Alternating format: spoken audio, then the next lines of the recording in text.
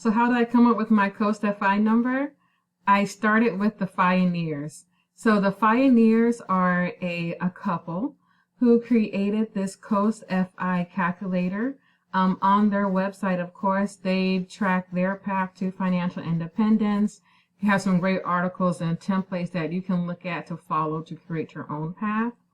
So on their website, and of course I will link that in my bio description for YouTube, I was able to note my current age of 38. My traditional retirement age, as shared, will be 62.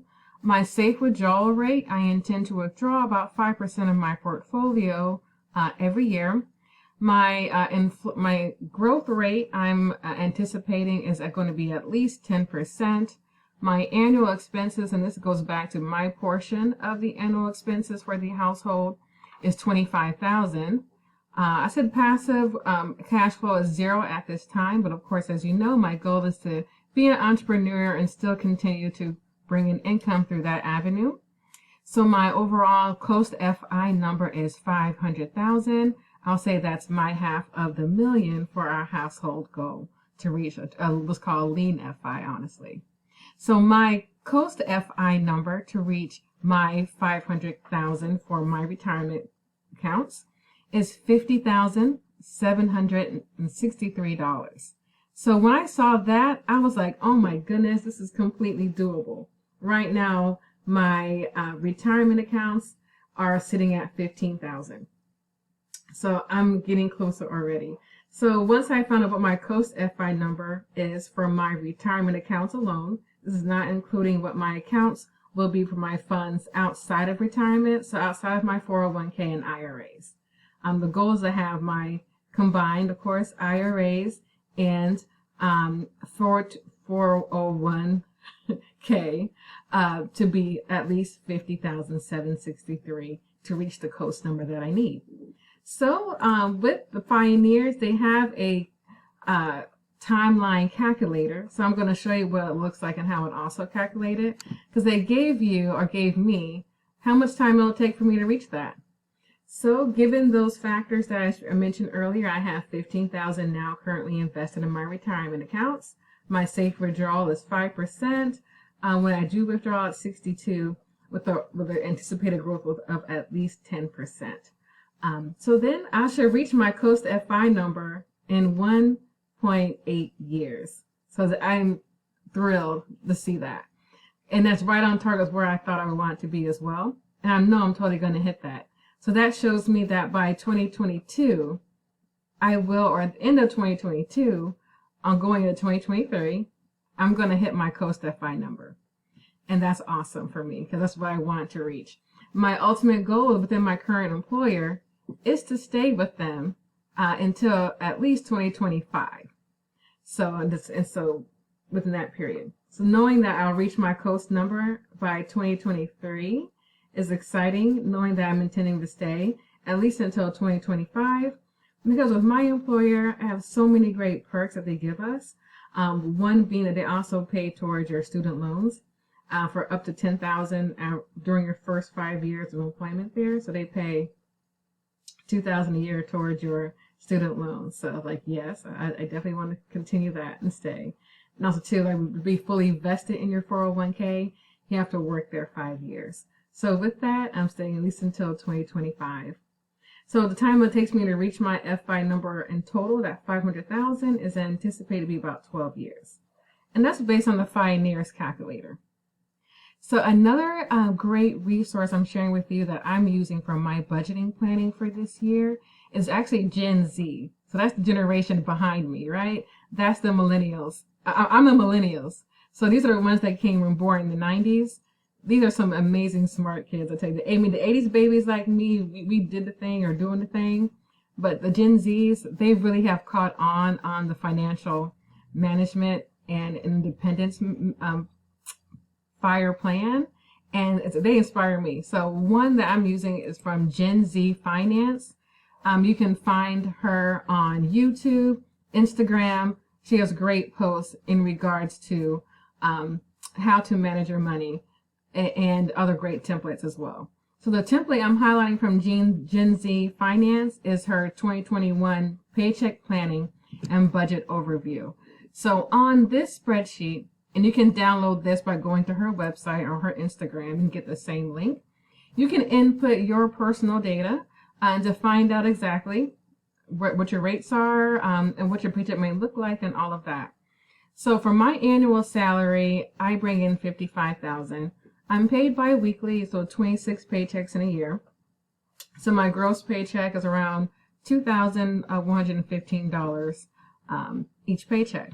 So of course we have taxes that need to come out, and then I have my deductions that come out for my 401k and such. So you can see here on this great spreadsheet, I was able to input all of that data, and it really helped me to know exactly how much potentially will go towards tax, but also too for me to track and see my total investment goal.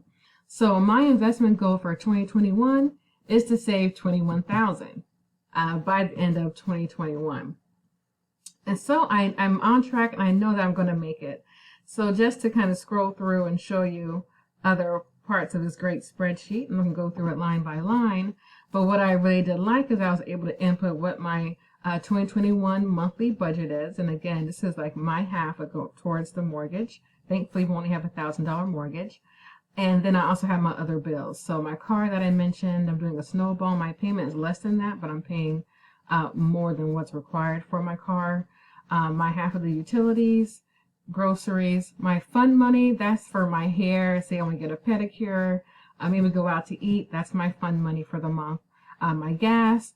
I do have a timeshare. I'm going to do a video and talk about timeshares and my family travel adventures in a future video. Then I do have a student loan. And I didn't mention my student loan before because I consider my student loan a monthly bill that I pay.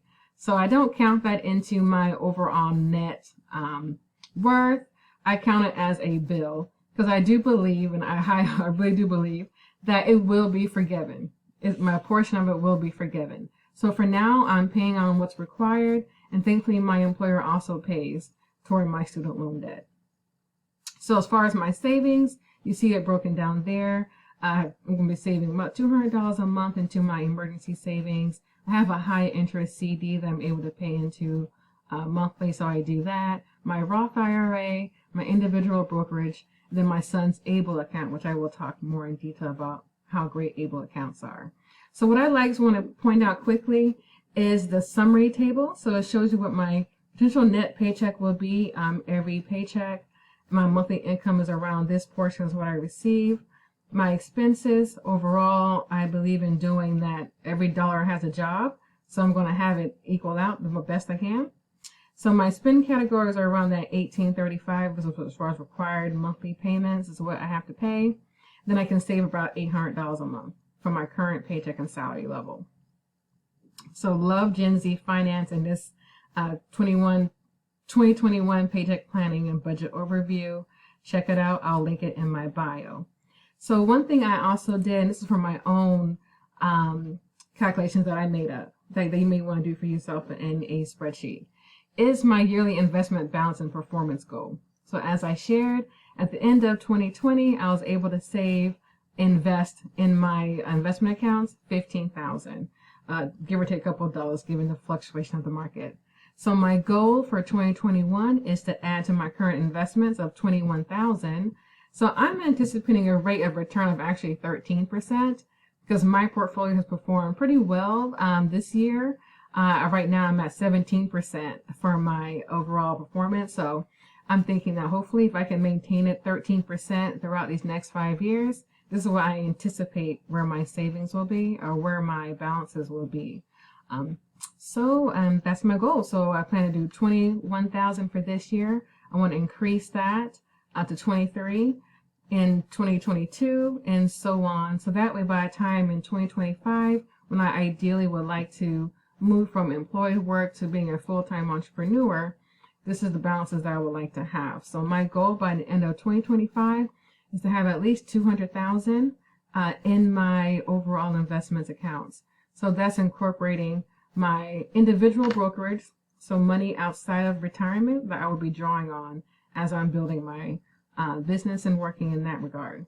And as I mentioned, I have one major debt, I didn't include my mortgage because my mortgage I'm not looking to have paid off within the next 5 years. So with that plan, I have about 32 months left, 2 years and 8 months to pay off my auto loan. My goal is to pay that off earlier as I get additional bonuses at work or other funds may come in here, extra stimulus that can go towards paying off my car. And lastly, I just wanted to highlight one other thing that I have, and that is, I love Our Rich Journey, and they have a really great budget as well. And in their budget, I'm just going to show this to you quickly.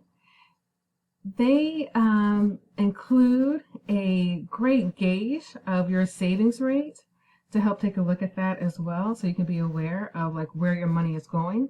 So for this example here, about 50% of my income will be saved and invested for the year of 2021. 18% of my funds go towards my household costs. Transportation is about 16%, food, and then those other kind of categories.